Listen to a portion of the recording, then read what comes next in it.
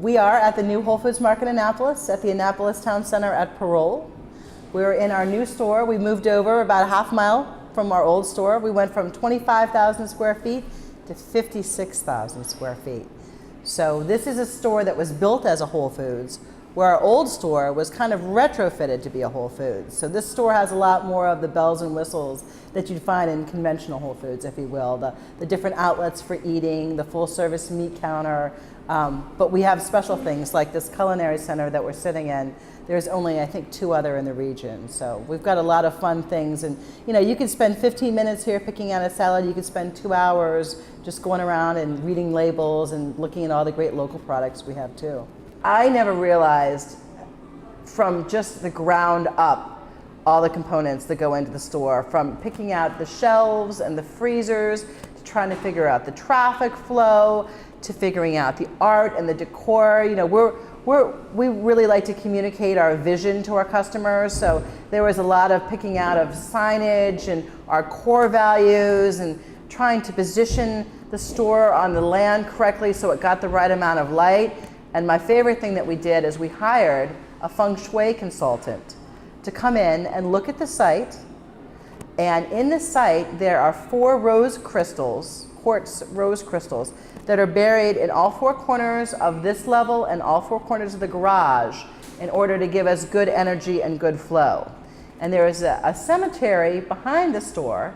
And just to make sure the evil spirits didn't try to come in, there is a wall that goes between the team members' restroom and the cemetery. They've built mirrors into that wall facing the cemetery, so the spirits will see their own reflection and not want to come in.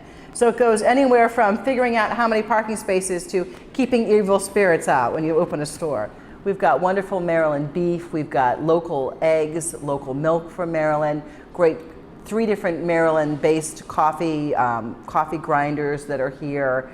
Wonderful Maryland produce, Chesapeake Gardens, aquaculture oysters from Marinetics, crab meat from J.M. Clayton. It's just, I really love to be able to have the people that make the food or grow the food come in and meet the people that are buying the food.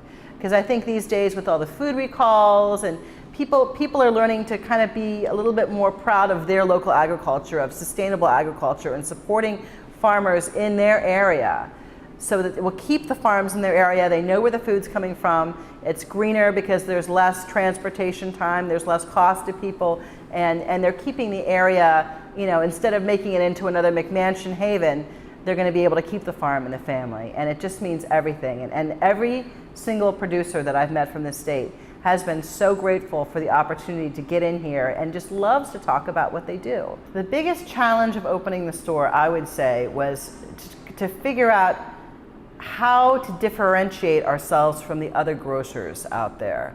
There's such competition now. You know, Safeway has their organic brand, Walmart has theirs. Everyone's trying to get a part of the natural organic pie.